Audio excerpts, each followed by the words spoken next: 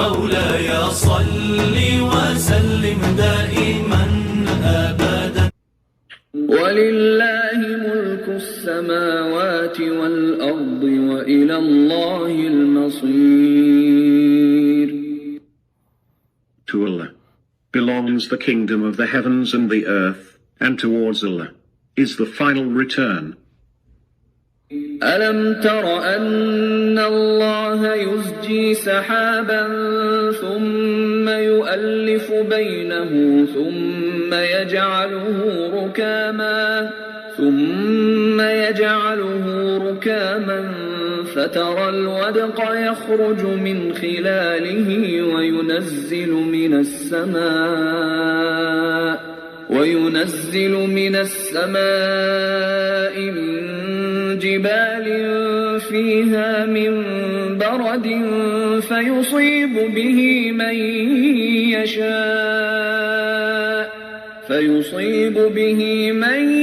يشاء ويصرفه عن من يشاء يكاد سنا برقه يذهب بالأبصار.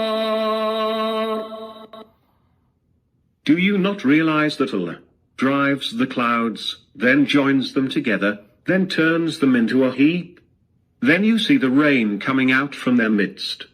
He sends down from the sky mountains of clouds, having hail in them. Then he afflicts with it whomsoever he wills, and turns it away from whomsoever he wills. The flash of its lightning seems to snatch away the eyes. يقلب الله الليل والنهار إن في ذلك لعبرة لأولي الأبصار. Allah alternates the night and the day. Surely, in that there is a lesson for those who have eyes to see. We notice something. Verse number 40 and onwards is talking about the nature, and it is about what is going on in the cloud and the ocean. And now, first talked about that, and now this talking about the clouds. It's very unusual. Prophet Muhammad is not a meteorologist, and he has no knowledge that the clouds, on the top of the cloud is a mountain shape appearance, which we learn after having a flying object like a plane. And when we fly on the plane, we see the clouds when you see outside the window. This verse number 43, kind of, don't we see the clouds look like mountain? They're shaped with the peak, trigonal, and multiple of them, and it's spread out. And here it says, Alam tara, did you not see, as Prophet has gone above the clouds, Anna Allah yujzi sahaban, and Allah is the one who drives the cloud. Then he merged them with each other. They get and join others. And then they turn into a heap. And then see them, the rain coming out of them. In the midst of them, there are heavy raining cloud, and there are clouds who are non-raining. This is Allah subhanahu wa ta'ala is describing a very, very specific details, as the observation of the scientists would tell us today. And then the rain come out of them. In the midst of them, he sent down from the sky mountain of cloud, having hails in them. ومن برد فيصيب من يشاء ويصرف عن من يشاء. So he wills and turn it away from whosoever he wills. So he send it down, and certain area the cloud bring rain, some places it brings the hails, and some places it brings the lightning. And this is what Allah subhanahu wa ta'ala is describing. يكاد سنا برقه يذهب بالأبصار. And then it's a flash of light coming out to snatch away the eyes. And as the scientists say, that lightning is the source of possibly starting the light on the life on the earth. And then this next thing, verse will explain a little more, that the rain, cloud, and lightning, this thunder, lightning is this. يُقَلِّبَ اللَّهُ اللَّيْلَ وَالنَّهَارَ. Allah is the one who turns night and days. Surely in that there are lessons for those who have eyes to see. إِنَّ فِي ذَلِكَ لَعِبْرَةً لِأُولِي الْأَبْصَارِ. The people of eyes, or the vision, or the gaze, they have the wisdom to see what Allah is talking about. So this combination, those who scientists who say the lightning was the reason of bringing the life on the planet. Could be, we don't know, this is research. And the rain comes out of that. In the midst of the rain, there's a hail and these mountains, which is called clouding and coming together, and they make a cluster, and when they strike each other, they create charges, and that charges bring the lightning, and that is supposed to be the source of bringing life. It is being said.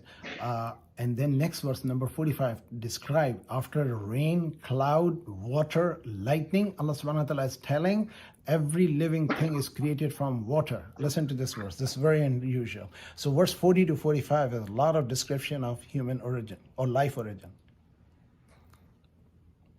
والله خلق كل دابة من ماء فمنهم من يمشي على بطنه ومنهم من يمشي على رجلين ومنهم من يمشي على أربع يخلق الله ما يشاء إن الله على كل شيء قدير. Allah has created every moving creature from water. So, some of them move on their bellies, and some of them move on 2 legs, and some of them move on 4. Allah creates what He wills. Surely, Allah is powerful over everything. لقد أنزلنا آيات مبينات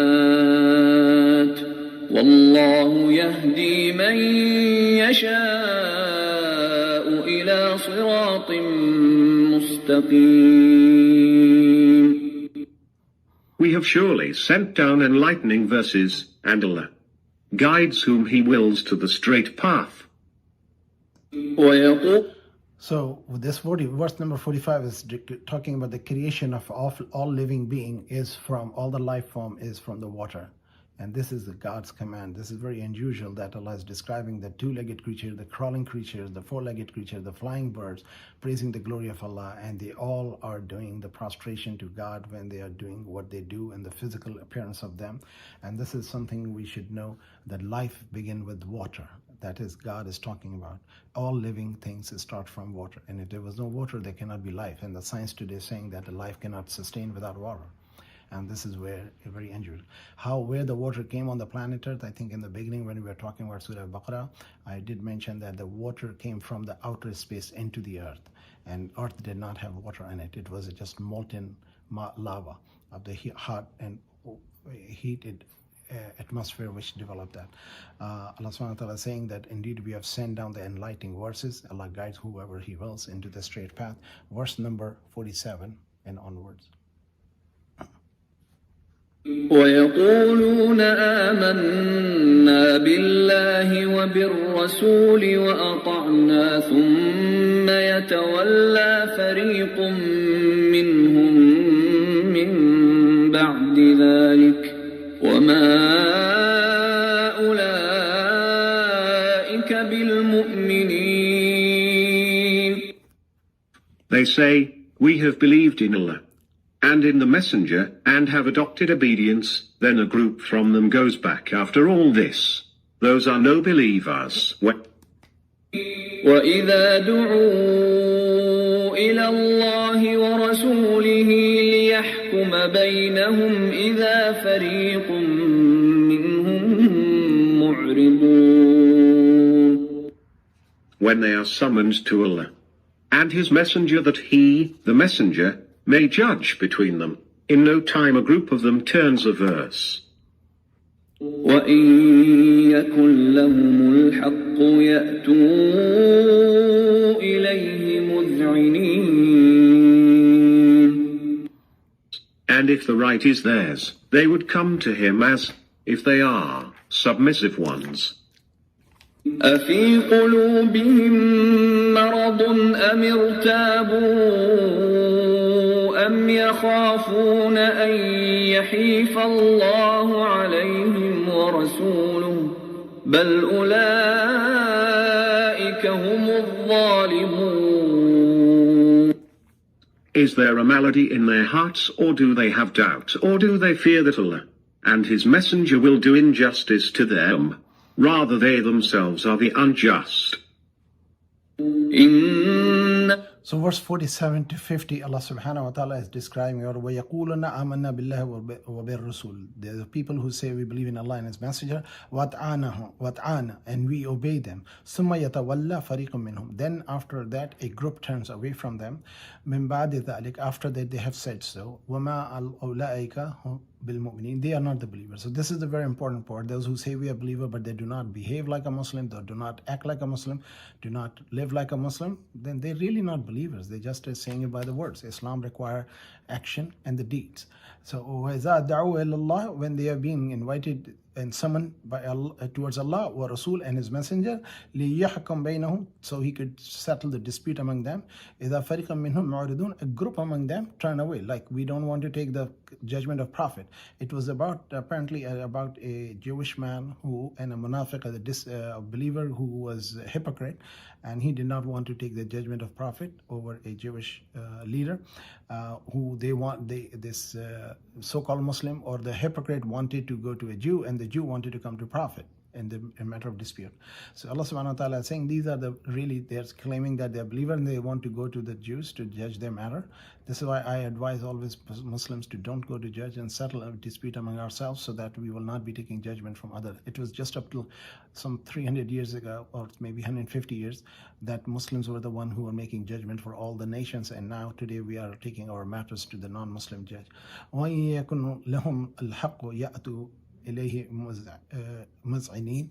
if the right is there, they would come to him, or if they are submissive ones.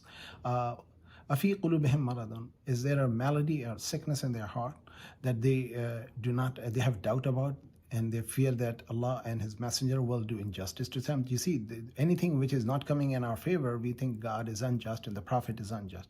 So you see, أَمْ يُخَافُونَ أَن يَحْفَ اللَّهُ عَلَيْهِمْ وَرَسُولُهُ, Allah and His Messenger will do injustice to them.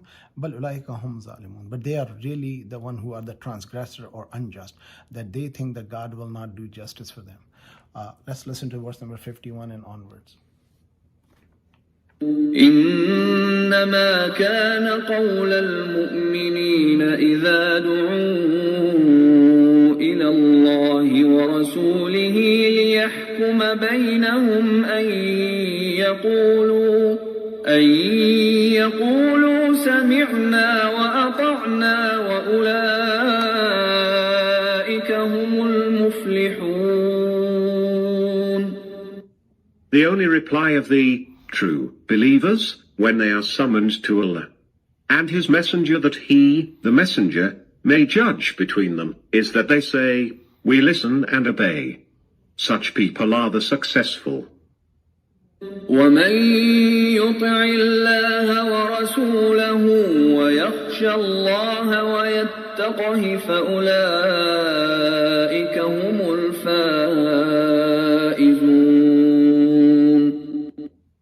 Whoever obeys Allah and His Messenger and has awe of Him and observes taqwa for His sake, then such people are the victorious. So there was a hypocrite group and believer group. When the hypocrite group accept only when the judgment is in their favor, when judgment is against their desire or their like, they say we don't believe in Prophet and the God. And then these are the believers comparatively, which is Allah is mentioning in verse 51 and 52, that whenever some matter comes to them with command from Allah and His Messenger, they say we heard and we obey. يَقُولُونَ أَن يَقُولُوا سَمِعْنَا وَأَطَعْنَا, we heard and we obey. أُولَٰئِكَ هُمُ الْمُفْلِحُونَ, they are the one who will have success, eternal success, everlasting, never ending. And whoever obey, وَمَن يُطِعِ اللَّهَ وَرَسُولَهُ وَيَخْشَ اللَّهَ وَيَتَّقِهِ فَأُولَٰئِكَ هُمُ الْفَائِزُونَ. These are the people who obey Allah and His Messenger and fear the displeasure of Allah and be conscious of Allah. They are the one who will be among the victorious in the hereafter, in the world and in the hereafter. Verse number 53 and onwards. وَأَقْسَمُوا بِاللَّهِ جَهْدَ أَيْمَانِهِمْ لَئِنْ أَمَرْتَهُمْ لَيَخْرُجُنَّ قُل لَّا تُقْسِمُوا طاعة معروفة إن الله خبير بما تعملون. And they, the hypocrites, swear by Allah on forceful oaths that if you, O Prophet, order them, they will certainly leave their homes for jihad. Say, do not swear, the reality of your obedience is known. Indeed Allah is fully aware of what you do. قل أطيعوا الله وأطيعوا الرسول فإن تولوا فإنما عليه ما حمل وعليكم ما حملتم وإن تطيعوه تهتدوا وما على الرسول إلا البلاغ المبين. Say, obey Allah, and obey the messenger. But if you turn away, then on him, the messenger, lies the responsibility of what he is burdened with, and on you lies the responsibility of what you are burdened with. And if you obey him, you will get the right path. The duty of the messenger is no more than to convey the message clearly. وعد الله الذين آمنوا منكم وعملوا الصالحات ليستخلفنهم في الأرض كما استخلف الذين من قبلهم وليمكنن لهم دينهم الذي ارتضى لهم وليبدلنهم من بعد خوفهم أمنا يعبدونني لا يشركون بي شيئا ومن كفر بعد ذلك فأولئك هم الفاسقون. Allah has promised those of you who believe and do good deeds that he will certainly make them his vicegerents in the land, as he made those before them, and will certainly establish for them their religion which he has chosen for them, and will certainly give them peace in place of fear in which they were before, provided that they worship me, ascribing no partner to me. And those who turn infidel after that are the transgressors. وأقيموا الصلاة وآتوا الزكاة وأطيعوا الرسول لعلكم ترحمون. Establish Salah and pay Zakah and obey the Messenger, so that you may be favored with mercy. لا تحسبن الذين كفروا معجزين في الأرض ومأواهم النار ولبئس المصير. Never think that the disbelievers are able to frustrate Allah's plan on the earth. Their abode is the fire. Indeed, it is an evil terminus.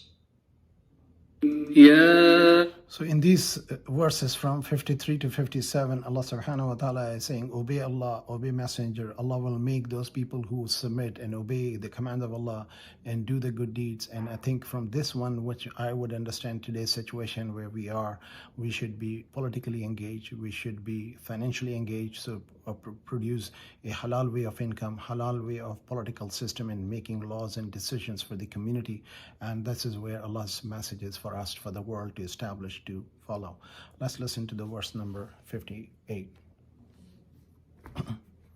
يا أيها الذين آمنوا ليستأذنكم الذين ملكت أيمانكم والذين لم يبلغوا الحلم منكم 3 مرات من قبل صلاة الفجر وحين تضعون ثيابكم من الظهيرة ومن بعد صلاة العشاء 3 عورات لكم ليس عليكم ولا عليهم جناح بعدهن طوافون عليكم بعضكم على بعض كذلك يبين الله لكم الآيات والله عليم حكيم. O you who believe, the slaves owned by you, and those of you who have not reached puberty, must seek your permission to see you at 3 times before the prayer of Fajr, and when you take off your clothes at noon, and after the prayer of Isha. These are 3 times of privacy for you. There is no harm, neither to you nor to them, after these 3 times. They are your frequent visitors, as some of you are frequent visitors of the others. This is how Allah explains the verses to you. Allah is all-knowing, all-wise. وَإِذَا بَلَغَ الْأَطْفَالُ مِنكُمُ الْحُلُمَ فَلْيَسْتَأْذِنُوا كَمَا اسْتَأْذَنَ الَّذِينَ مِن قَبْلِهِمْ كَذَلِكَ يُبَيِّنُ اللَّهُ لَكُمْ آيَاتِهِ وَاللَّهُ عَلِيمٌ حَكِيمٌ. When the children from among you reach puberty, they must seek permission, as the permission is sought by those before them. This is how Allah explains His verses to you. Allah is all-knowing, all-wise. والقواعد من النساء اللاتي لا يرجون نكاحا فليس عليهن جناح أن يضعن ثيابهن غير متبرجات بزينة وأن يستعففن خير لهن والله سميع عليم. And those old women who have no hope for marriage, there is no sin on them if they take off their extra clothes while they do not display their adornment. Still, that they refrain, even from this, is better for them. Allah is all-hearing, all-knowing. ليس على الأعمى حرج ولا على الأعرج حرج ولا على المريض حرج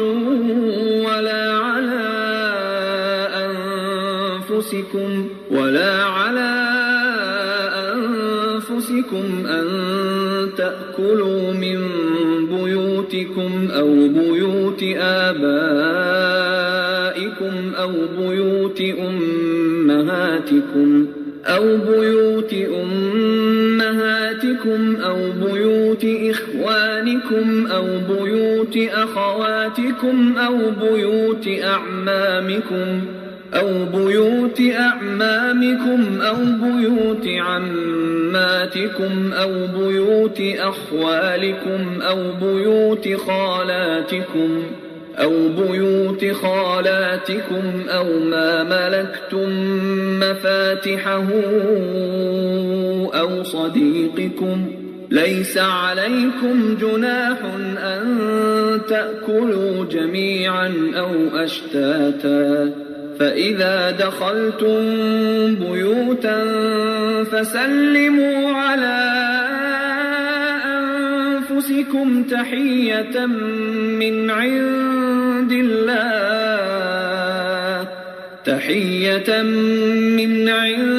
الله مباركة طيبة كذلك يبين الله لكم الآيات لعلكم تعقلون. There is no blame on a blind person, nor is there any blame on any lame one, nor is there any blame on a sick person, nor on yourselves in that you eat something from your own homes or from the homes of your fathers or the homes of your mothers or the homes of your brothers or the homes of your sisters or the homes of your paternal uncles or the homes of your paternal aunts or the homes of your maternal uncles or the homes of your maternal aunts or from the places the keys of which you have under your control or from the home of your friend. There is no sin on you if you eat together or separately. So when you enter homes, greet one another with salam, a greeting prescribed by Allah, which is blessed. pleasant. This is how Allah explains the verses to you, so that you may understand. These are the etiquette which Islam teaches. إنما المؤمنون الذين آمنوا بالله ورسوله وإذا كانوا معه على أمر جامع لم يذهبوا حتى يستأذنوه إن الذين يستأذنونك أولئك الذين يؤمنون بالله ورسوله فإذا استأذنوك لبعض شأنهم فأذن لمن شئت منهم واستغفر لهم الله إن الله غفور رحيم. The believers are only those who believe in Allah and His Messenger, and who, when they are with Him for a collective matter, do not leave unless they seek His permission. Surely, those who seek your permission are the ones who believe in Allah and His Messenger. So, if they seek permission from you for some business of theirs, give permission to whom you wish from among them, and pray to Allah for their forgiveness. Surely, Allah is most forgiving, very merciful. لا تجعلوا دعاء الرسول بينكم كدعاء بعضكم بعضا قد يعلم الله الذين يتسللون منكم لواذا فليحذر الذين يخالفون عن أمره أن تصيبهم فتنة أو يصيبهم عذاب أليم. Do not take the call of the messenger among you as a call of one of you to another. Allah definitely knows those of you who sneak out hiding themselves under the cover of others. So, those who violate His Messenger's order must beware, lest they are visited by a trial or they are visited by a painful punishment.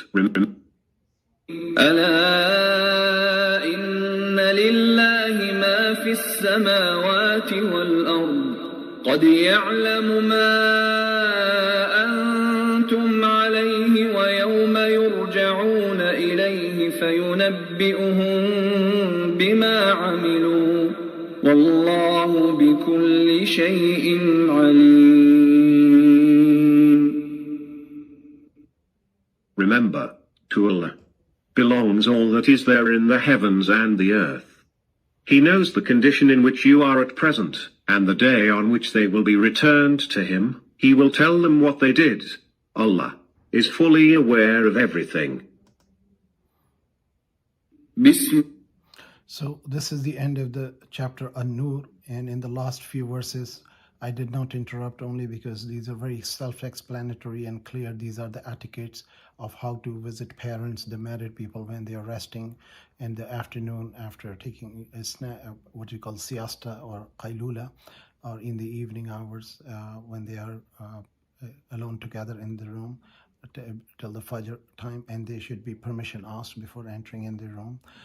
There's a lady who was in her home, and her father and brother would visit when she was in her private situation, and she complained to Prophet about it, and that was revealed that people should not enter just any time into women or the married people's room without permission, and this is something an etiquette. Again, this is taught 1500 years ago, and today we see this is very common that people like to respect their privacy, and in those days they didn't even have a proper doors, they used to have a curtain. So even in the parents, in the father and mother and sons and daughters, or the servants or slaves, they would enter into room when they are in their private changing clothes or resting without being properly dressed, and this is where the respect for each other is. Do not take the call of messenger among you as a call to of one of you to another. In other words, address the Prophet with respect and dignity. You just cannot treat him like each other as you talk to each other. This is very important. The etiquette Allah subhanahu wa ta'ala is teaching Muslims, because Muslims were getting influenced by the Jews and the hypocrites who would pretend to be Muslim, but they will disrespectfully use the terms ra'ina, or which means that, hey, you shepherd, pay attention. Also it means, can you please have a kind gaze upon us? So this has two meanings. They use the mixing words, so that person will be insulting, and they will twist the word and make it more insulting to the Prophet. So we have to be very mindful and respectful to the Prophet.